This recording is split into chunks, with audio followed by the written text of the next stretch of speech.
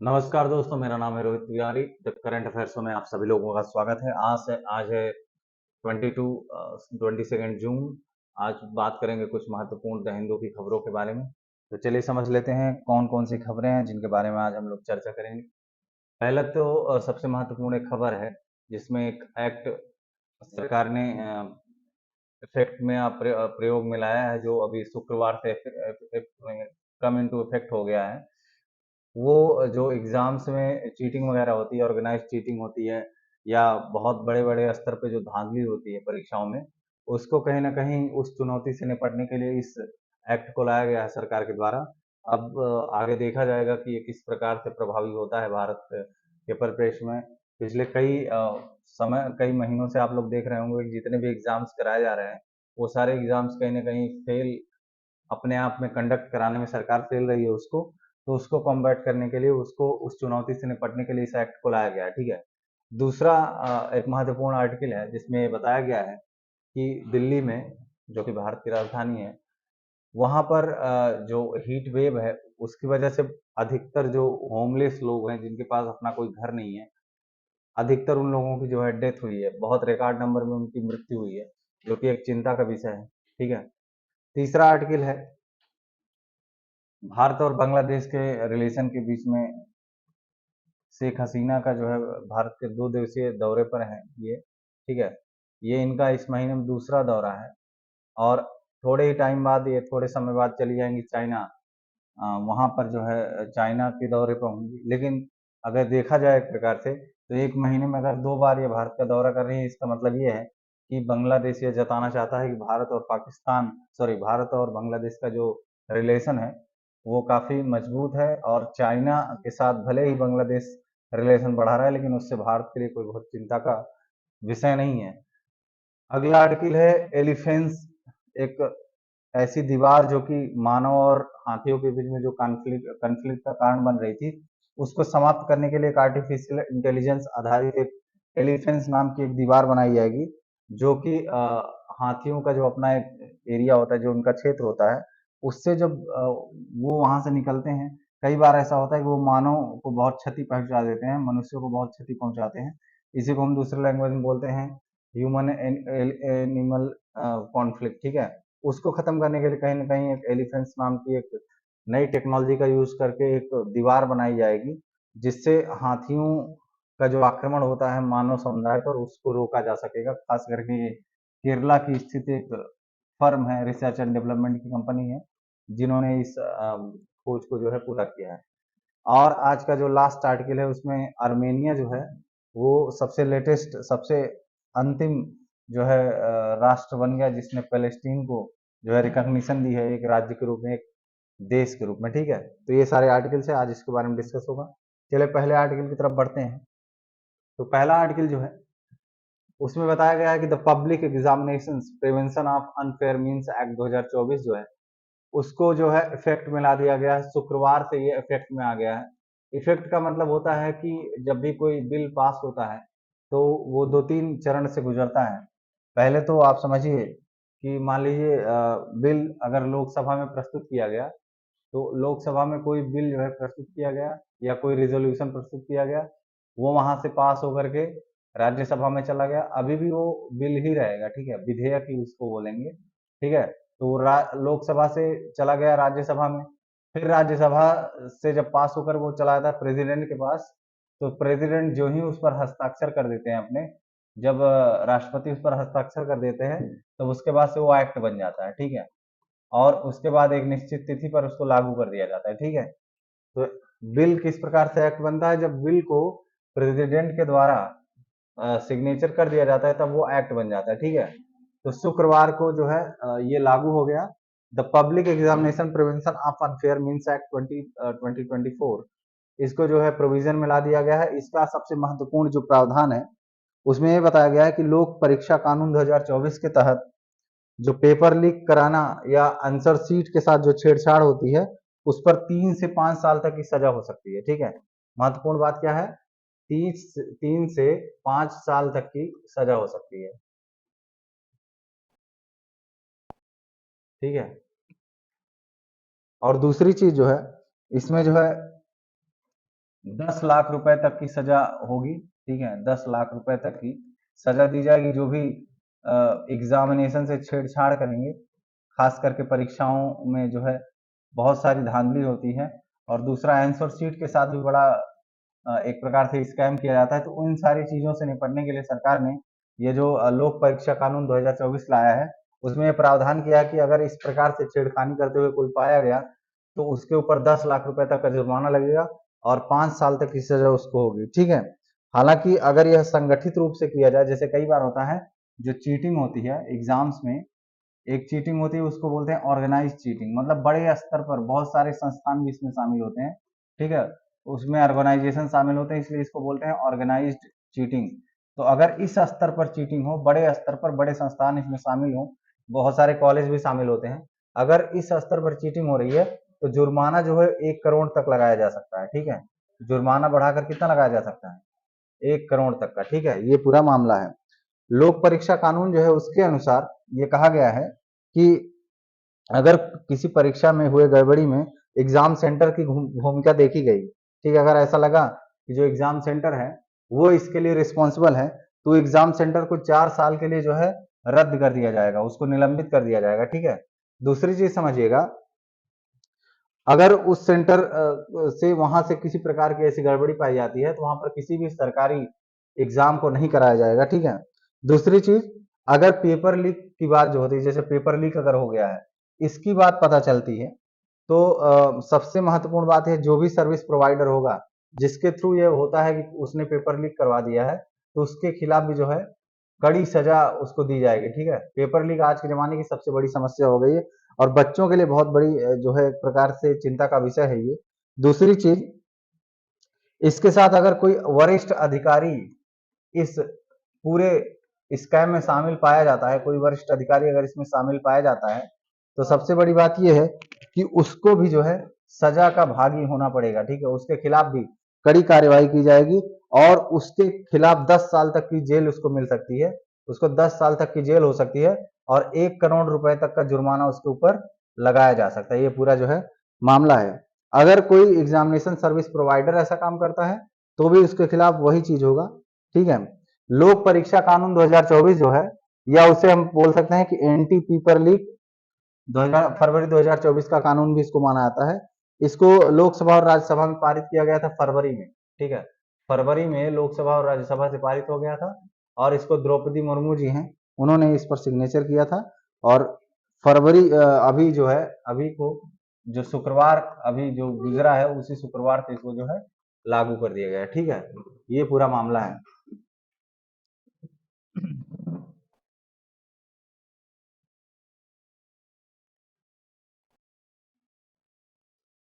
अब थोड़ा सा कुछ आपके पढ़ने के, ये तो आपको हम लोगों ने न्यूज़ बता दिया कि क्या न्यूज़ था। अब थोड़ा सा समझते हैं एज ए एस्पिरेंट यूपीएससी के कि क्या इसका पूरा मामला है। ये जो पब्लिक एग्जामिनेशन एक्ट 2024 है, इसमें सबसे महत्वपूर्ण बात यह है कि जो खास करके जो अभी हाल ही में आपने देखा है नीट की परीक्षा में जो बड़ी धांधली हुई थी, ठीक है, इसमें ग्रेस मार्क मिले, ये एक प्रकार की धांधली हुई। और दूसरी अभी हाल ही में एनटीए की परीक्षा जो कि 19 जून को रद्द घोषित कर दी गई थी, उसके संबंध में इस समय बड़ा बवाल मच रहा है, तो उसी टाइम पर इसको जो है लागू कर दिया गया है। तो अब इस एक्ट के बारे में मैंने आपको पहले ही बता दिया कि ये फरवरी 2024 में जो है इसको पास कर दिया गया। ठीक है, और एग्जामिनेशन जो प्रोसीजर होता है, खास करके जो कंडक्ट ऑफ एग्जाम होता है, उसको सही तरीके से सही एजेंसियों के थ्रू उसको कराने का जो पूरा तरीका है, उसी के लिए इस एक्ट को बनाया गया। ठीक है, इसका स्कोप जो है वो क्या है, the act is the first central government legislation, मतलब पहली बार ऐसा हुआ है कि सेंट्रल गवर्नमेंट ने कोई एग्जामिनेशन के लिए कोई इस प्रकार का जो है एक्ट जारी किया गया है, जो कि पब्लिक एग्जामिनेशन कराने के लिए जो भी संस्था या जो भी एजेंसी जिम्मेदार है, अगर उनमें कोई कमी पाई जाती है तो उनके खिलाफ जो है कड़ी कार्रवाई करने के लिए इस प्रकार के एक्ट की जरूरत थी। तो इसको तो पास कर दिया गया। ठीक है, इसमें क्या होगा, एक सबसे महत्वपूर्ण बात समझ लीजिएगा कि जो स्टूडेंट्स होंगे, जो स्टूडेंट या जो आप बोलते हैं एस्पिरेंट्स, जो भी परीक्षार्थी होंगे उनको इसमें शामिल नहीं किया गया है। ठीक है, ये बात ध्यान रखिएगा। जो परीक्षार्थी होंगे, जो परीक्षा देने वाले होते हैं, परीक्षार्थी हुए या जो भी स्टूडेंट हुए, इनको इस पूरे एक्ट में इनके खिलाफ कोई कार्रवाई नहीं हुई, इनको शामिल नहीं किया गया। बस उन्हीं के खिलाफ कार्रवाई हो गई जो कि इस प्रकार का काम करते हैं, ठीक है। ये पूरा मामला आप समझिएगा। इस एक्ट का जो सेक्शन 3 है वो कहता है कि कम से कम 15 action that amount of using unfair means, ठीक है। 15 प्रकार की ऐसी चीजें जो कि गलत तरीके से एग्जामिनेशन में प्रयोग की जाती हैं, उनके खिलाफ सख्त जो है कार्यवाही करने की बात की गई। जैसे कि उसमें से सबसे महत्वपूर्ण मुद्दा है पेपर लीक का, ठीक है। उसी 15 मुद्दों में से एक सबसे महत्वपूर्ण हिस्सा क्या है, पेपर लीक है। और दूसरा अगर हम देख दें तो टेम्परिंग विथ आंसर शीट, जो आंसर शीट के साथ छेड़छाड़ होती है। कई लोग पेपर देने आते हैं तो आंसर शीट पे कुछ लिखते ही नहीं है, ठीक है, कुछ नहीं लिखते, खाली करते हैं, ओएमआर भरते भी नहीं है, और बाद में पता चलता है कि वो एग्जाम में पास हो गए।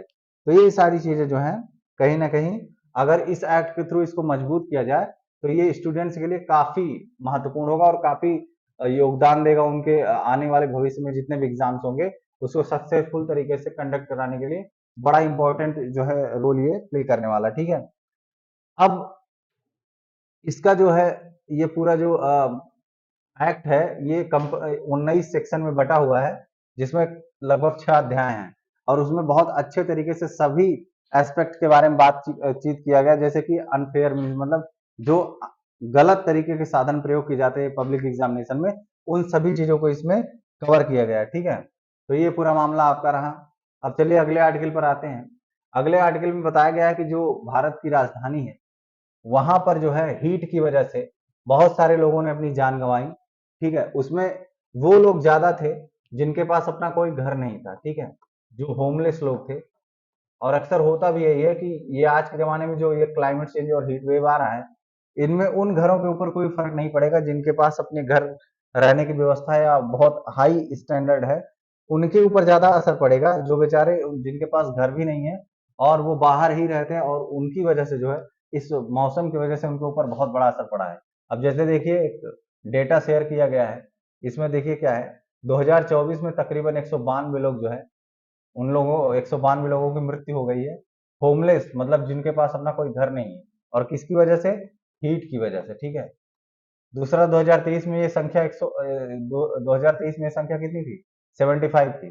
2022 में ये संख्या 150 थी और 21 में 58 थी, ठीक है। 2020 में संख्या 124 थी और 19 में 143 थी। तो इस तरीके से आप देख सकते हैं कि इनकी स्थिति कितनी खराब है, ठीक है।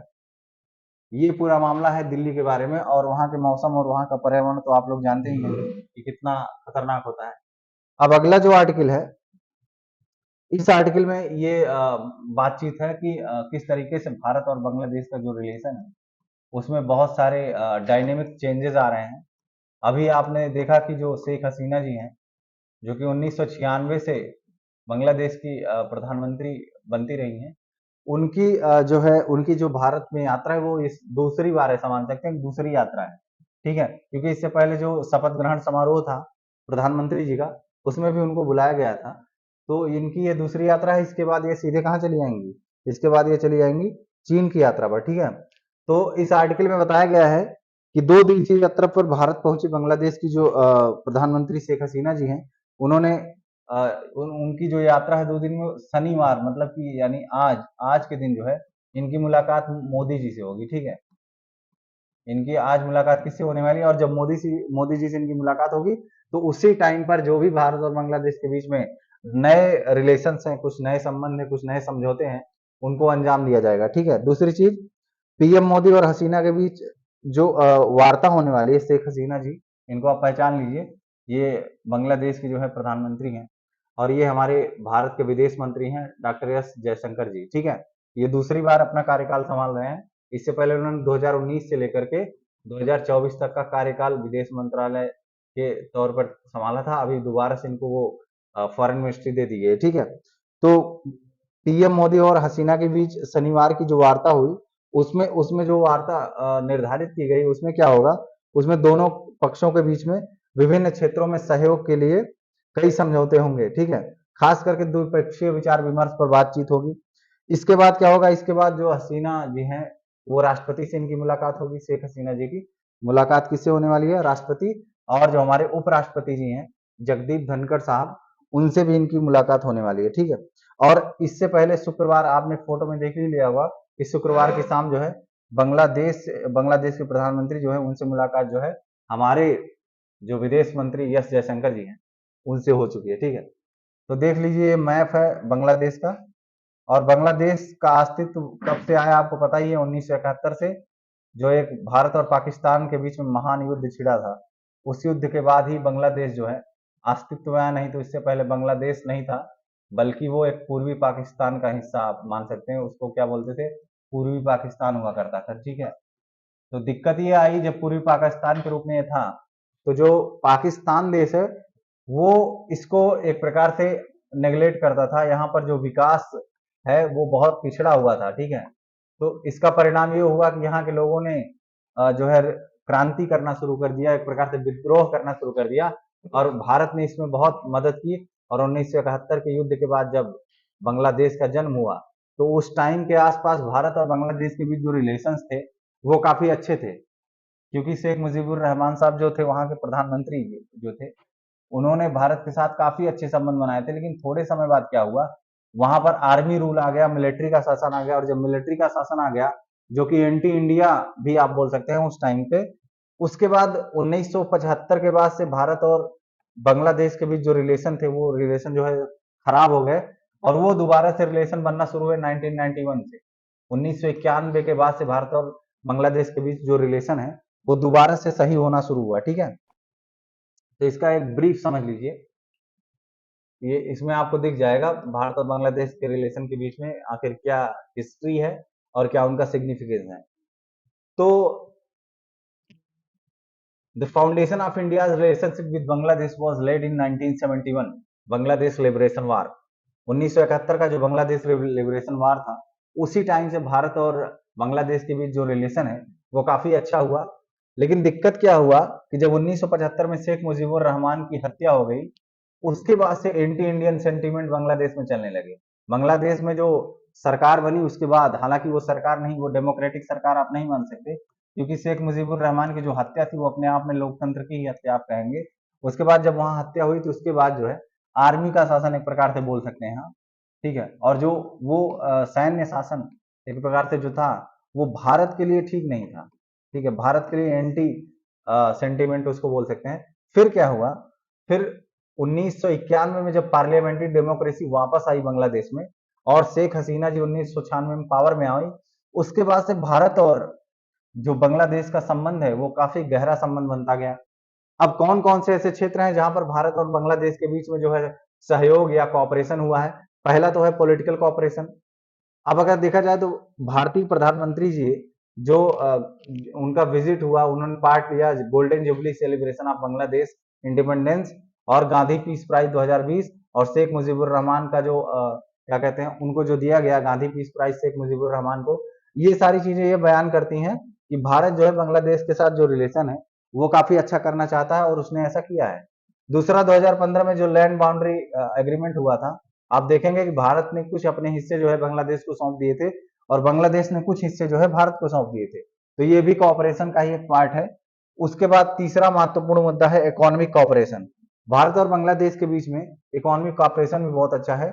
अगर ऐसा देखा जाए तो India is the second biggest trade partner of Bangladesh. Bharat जो है वो बांग्लादेश का सेकंड बिगेस्ट ट्रेड पार्टनर है, ठीक है। अगर इनके बीच में बायलैटरल ट्रेड रिलेशन की बात की जाए तो तकरीबन 2021-22 में 18 बिलियन डॉलर का जो है रिलेशन हुआ है, मतलब व्यापार हुआ है भारत और बांग्लादेश के बीच में। और ड्यूटी फ्री कोटा एक्सेस भी जो है वो प्रदान किया गया है, ठीक है, under the SAFTA and joint feasibility study, ठीक है। तो कंप्रिहेंसिव इकोनॉमिक पार्टनरशिप एग्रीमेंट के थ्रू भी ऐसा किया गया है। चौथा सबसे महत्वपूर्ण मुद्दा है इंफ्रास्ट्रक्चर कोऑपरेशन। बांग्लादेश में बहुत सारे इंफ्रास्ट्रक्चरल और संरचनात्मक विकास के लिए जो है भारत ने बहुत सारी मदद की है। तो अगर देखा जाए मेजर डेवलपमेंट पार्टनर है बांग्लादेश का भारत। और एक्सटेंडेड लाइंस ऑफ क्रेडिट, ठीक है, तकरीबन 7 बिलियन डॉलर की मदद जो है भारत ने जो है बांग्लादेश की। और एक अहौरा अगरतला रेल लिंक है, ठीक है, अहौरा अगरतला रेल लिंक, मैत्री सेतु, ये भारत और बांग्लादेश के बीच में ही बनाया गया था, ठीक है। अभी जल्दी ही मैत्री सेतु बनाया गया था, आपको ध्यान होना चाहिए इसका। और सवाल भी आ सकता है कि मैत्री सेतु किसके किसके, भारत और किस देश के बीच में बना है। तो जो मैत्री सेतु है वो भारत और बांग्लादेश के बीच में बना है, ठीक है, मैत्री सेतु इसको बोलते हैं। ये पूरा मामला है। ठीक है। अब कुछ महत्व क्या है भारत और बांग्लादेश के बीच का जो महत्व है रिलेशन का, वो क्या है, वो है सबसे महत्वपूर्ण महत्व है जियो स्ट्रेटेजिक, ठीक है, भू रणनीतिक महत्व जो है उसमें देखा जाए तो जो बांग्लादेश है वो भारत को जो साउथ ईस्ट एशिया और बे ऑफ बंगाल की जो कनेक्टिविटी है वो प्रोवाइड कराता है। जैसे अगर हम पिछले का मैप देख लें तो ये देख लीजिए बांग्लादेश है और ये पूरा भारत का इलाका है। अगर इंटरनल ट्रेड किया जाए तो भारत अगर यहाँ से एंट्री करेगा तो इसको यहाँ बे ऑफ बंगाल मिल जाएगा और ये इधर का जो पूरा क्षेत्र है ये है साउथ ईस्ट एशिया का, ठीक है। तो कहीं ना कहीं देखा जाए भारत का जो रास्ता है, भारत का जो रूट है, खास करके ट्रेड का रूट बे ऑफ बंगाल की तरफ, ये जो है बांग्लादेश जो है इसको प्रोवाइड कराता है। हालांकि भारत इस तरफ नीचे की तरफ से साउथ की तरफ से जा सकता है, लेकिन इधर से कम दूरी तय करके ये व्यापार में बहुत लाभ कमा सकता है, ठीक है। ये आपका हो गया। दूसरा चीज जियो पॉलिटिकल, अगर बहुत सारे जैसे काउंटर टेररिज्म, ठीक है, counter terrorism, border security, Bharat का United United Nation Security Council में परमानेंट जो मेंबरशिप है, अस्थाई सदस्यता, इसको हमेशा से बांग्लादेश सपोर्ट करता है, ठीक है। अगर हम चाइना की बात करें तो चाइना ने कभी सपोर्ट नहीं किया भारत का, अगर वहीं बांग्लादेश की बात करें तो भारत की जो अस्थाई सदस्यता है सिक्योरिटी काउंसिल में, उसमें हमेशा से बांग्लादेश जो है भारत को सपोर्ट करता है। ये भी एक प्रकार से जियो पॉलिटिकल सिग्निफिकेंस हो गया भारत और बांग्लादेश के बीच जो संबंध है उसका। अब अगर इकोनॉमिक संबंधों की बात की जाए तो ये ध्यान रखने वाली बात है कि भारत जो है आने वाले समय में $5 ट्रिलियन की इकोनॉमी बन जाएगा और इसका जो नए एफटीपी का जो गोल है वो भी अचीव कर सकता है, ठीक है। कल्चरल और सिविलाइजेशनल जो संबंध है भारत और बांग्लादेश का, वो भी काफी महत्व रखता है अपने आप में। भारत की जो अधिकतर बंगाली पॉपुलेशन है वो बांग्लादेश में है, ठीक है। और रिलीजियस साइट जैसे कि रणीर बंगलो टेम्पल, भोज विहार, ये सब भी भारत और बांग्लादेश के बीच जो सांस्कृतिक संबंध है उसको बढ़ाने में बड़ा महत्वपूर्ण योगदान करते हैं, ठीक है। अब आगे देखिएगा कुछ महत्वपूर्ण चुनौतियां हैं भारत और बांग्लादेश के बीच जो संबंध है उसको, उसमें सबसे बड़ी चुनौती जो है उसमें आप देख सकते हैं ट्रांस बाउंड्री रिवर वाटर्स, ठीक है। जो ये ट्रांस बाउंड्री रिवर वाटर से जो नदियों का विवाद होता है, खासकर तीस्ता नदी विवाद जो है ये काफी चुनौतीपूर्ण है। दूसरा deportation of Rohingya, Rohingya community है उसने काफी बड़ी चुनौती पैदा की है भारत और बांग्लादेश के बीच जो संबंध है उसमें, ठीक है। क्रॉस बॉर्डर टेररिज्म जो होता है, infiltration and drugs smuggling, trafficking, ये सारी जो चीजें हैं ये भारत और बांग्लादेश के बीच की जो रिलेशन है उसको नकारात्मक रूप से प्रभावित करती है। और खास करके बांग्लादेश पर जो चाइना का प्रभुत्व या चाइना का जो असर दिख रहा है वो भी काफी महत्वपूर्ण योगदान देता है, ठीक है। और खास करके जो दोनों भारत और बांग्लादेश के जो बॉर्डर पर माइनॉरिटीज हैं उनके ऊपर जो आक्रमण होता है, जो उनके ऊपर अटैक होता है, वो भी अपने आप में एक बड़ा चुनौतीपूर्ण महत्व रखता है। अब आगे क्या किया जाना चाहिए, क्या किया जाना चाहिए इस संबंध में, तो early resolution of transboundary river water dispute, जो हमारे और बांग्लादेश के बीच में नदी विवाद है उसको समाप्त करने की बात करनी चाहिए, उसमें कुछ नए नए तरीकों का इस्तेमाल किया जाए। भारत बांग्लादेश के बीच जो फ्री ट्रेड एग्रीमेंट या एफटीए है उसका सही कंक्लूजन और establishment of joint task force, smart border management, मतलब बॉर्डर का सही तरीके से प्रबंधन जो है ये भी काफी महत्व रखता है, ठीक है। तो ये रहा भारत और बांग्लादेश के बीच का जो रिलेशन है, ठीक है। अब अगला आर्टिकल जो है इसमें बताया गया एलिफेंट्स के बारे में। एलिफेंट्स का केरला में मनाया गया, यह एक ऐसी दीवार है या ऐसे एक प्रकार से फेंस बनाया गया है, ठीक है। आर्टिफिशियल इंटेलिजेंस आधारित एक फेंस बनाया गया है। जैसे कि मान लीजिए इधर से एलिफेंट आ रहा है तो इसको बना दिया है, ये एक प्रकार से अलार्म का काम करेगा, ठीक है। अलार्म का काम करेगा, इसमें कैमरा लगा रहेगा, ठीक है।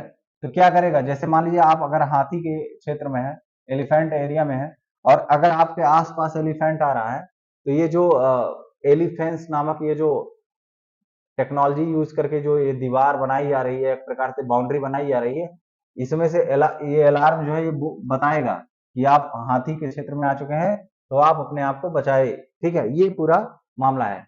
तो अगर इसके बारे में बात करें, the installation of country's first artificial intelligence based smart fence elephants, मतलब आर्टिफिशियल इंटेलिजेंस पर आधारित ये जो एलिफेंस बनाया गया है ये कहीं ना कहीं भारत ह्यूमन और वाइल्ड लाइफ कन्फ्लिक्ट को कहीं ना कहीं सुधारने की बात हो रही है।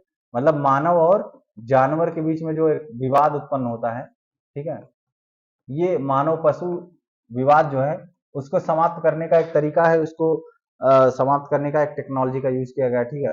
खास करके ये जो पायलट प्रोजेक्ट है इसको इम्प्लीमेंट किया गया है व्हाइट एलिफेंट टेक्नोलॉजी, एक कंपनी है उसके द्वारा, जो कि कोच्चि में है। इसको हम बोलते हैं R&D firm, research and development firm.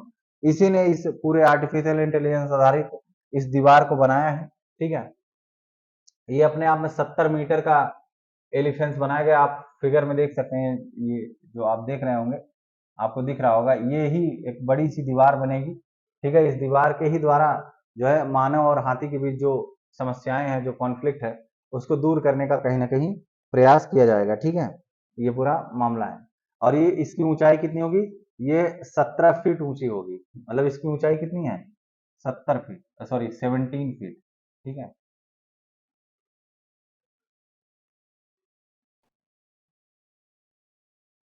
और इसके फीचर्स के बारे में मैंने आपको बता ही दिया कि जब भी आप जो है ऐसे हाथी या एलिफेंट के एरिया में पहुंचेंगे तो ये अपने आप अलार्म से ही आपको बता देगा कि आप उस क्षेत्र में हैं। अगर आप पैदल हैं या मोटर व्हीकल से हैं, किसी से भी हैं, तो अपने आप को आप सुरक्षित कर सकते हैं, जिससे कि दोनों के बीच में कॉन्फ्लिक्ट होने के चांसेस बहुत कम रहेंगे, ठीक है। ये पूरा मामला, और ये रियल टाइम चीजें बताता है, ठीक है। अब चलिए एक महत्वपूर्ण कॉन्सेप्ट है उसके बारे में समझ लेते हैं कि ये मैन एनिमल कॉन्फ्लिक्ट होता क्या है आखिर। तो ये जो मैन एनिमल कॉन्फ्लिक्ट है, ये कहीं ना कहीं इंक्रोचमेंट है, इंटरेक्शन है, मानव और पशु के बीच में एक ऐसा इंटरेक्शन मानव और पशु के बीच में एक ऐसा इंटरेक्शन जिसका इफेक्ट जो है नेगेटिव पड़े, जिसका इफेक्ट क्या हो, नेगेटिव पड़े, खास करके मानवों पर इसका इफेक्ट क्या पड़े, नेगेटिव पड़े। इसी को हम बोलते हैं मैन एनिमल कॉन्फ्लिक्ट, ठीक है। जैसे मान लो कि हाथियों, कई बार आपने सुना होगा न्यूज में कि कई हाथियों ने मिलकर कुछ लोगों को मार डाला, तो ये भी क्या है, ये मैन एनिमल कॉन्फ्लिक्ट ही है, ठीक है। ये भारत में अलार्मिंग लेवल पर पहुंच चुका है, भारत में इसकी स्थिति बड़ी दयनीय है, बहुत बुरी स्थिति में है। अगर हम एग्जाम्पल के रूप में देखना चाहें तो महाराष्ट्र की बात की जाए तो महाराष्ट्र में 2021 में 86 लोगों ने अपनी जान गंवाई ह्यूमन वाइल्ड लाइफ कॉन्फ्लिक्ट में। 86 लोगों ने अपनी जान गंवाई, और 105 लोगों ने 2022 में अपनी जान गंवाई। किसमें? ह्यूमन वाइल्ड लाइफ कॉन्फ्लिक्ट, मतलब कि किसी जानवर ने किसी आदमी को मार डाला, ऐसे समझिए आप। और अगर देखा जाए तो ये जो डेथ इंक्रीज हुई है तकरीबन 40, एवरेज के रूप में अगर 40 लोग अधिक जो है मारे गए हैं, ये काफी जो है बुरी चीज है। अगर इस पर कंट्रोल ना किया जाए तो ये आगे बढ़कर बहुत समस्या दे सकती है।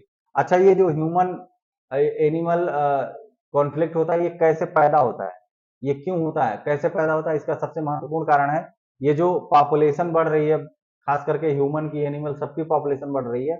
और ये जब दोनों में आप, जैसे मान लो ये जंगल है, ठीक है, ये एरिया जंगल है, और इधर एक पॉपुलेशन रहती है ह्यूमन की, तो दोनों के बीच में एक निश्चित दूरी रहेगी, एक डिस्टेंस रहेगा, तो कोई समस्या नहीं है।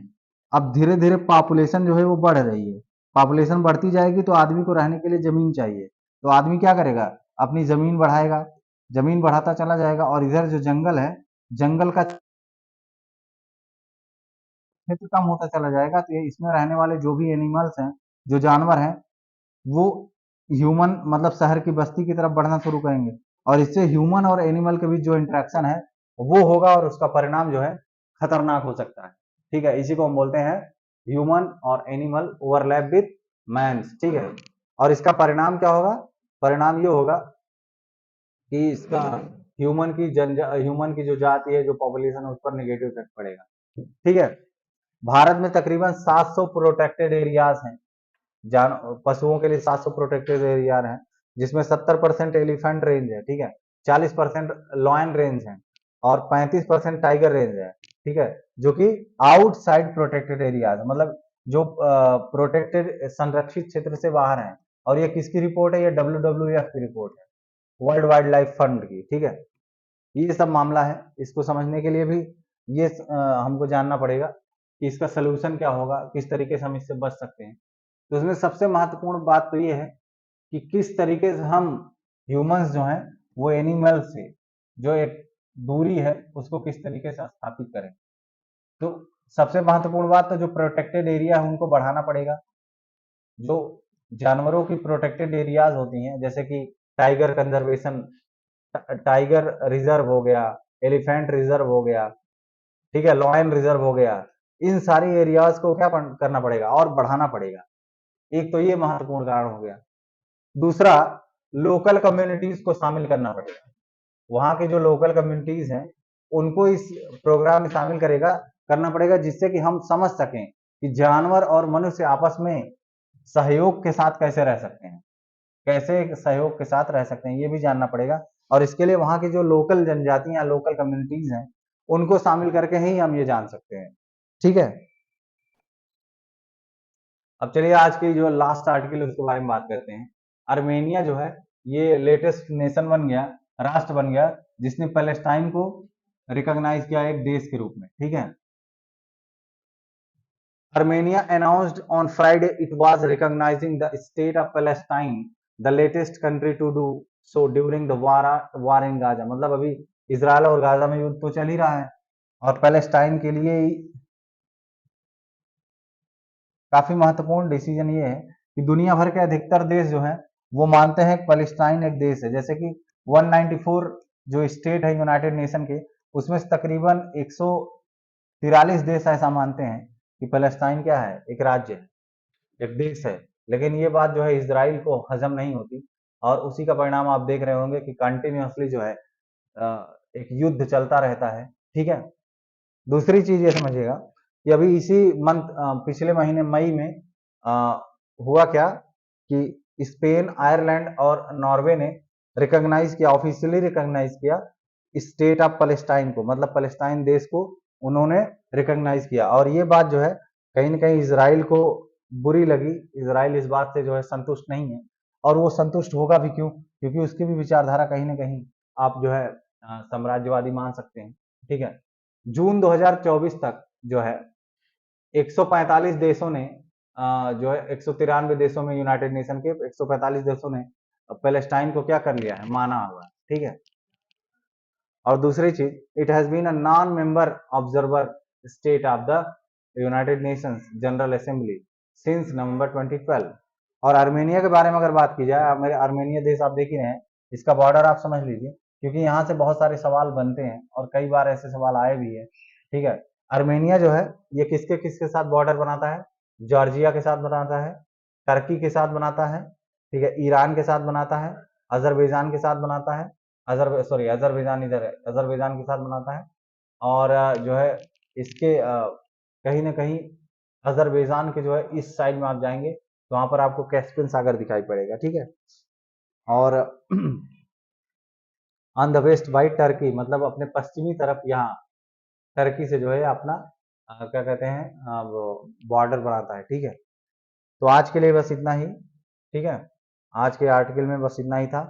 तो बहुत बहुत शुक्रिया जो है वीडियो को देखने के लिए। इसको लाइक करिए, शेयर सब्सक्राइब करिए, जिससे कि और अधिक से अधिक लोग जो है वो यूपीएससी या यूपीपीएससी की तैयारी कर रहे हैं, उनके लिए करंट अफेयर काफ़ी इंपॉर्टेंट हो सकता है। तो डेली करंट अफेयर से अगर जुड़ेंगे तो उनके ऊपर जो है मंथली मैगजीन का प्रेशर कम पड़ेगा। ठीक है, तो आज के लिए बस इतना ही। बहुत बहुत शुक्रिया, थैंक यू।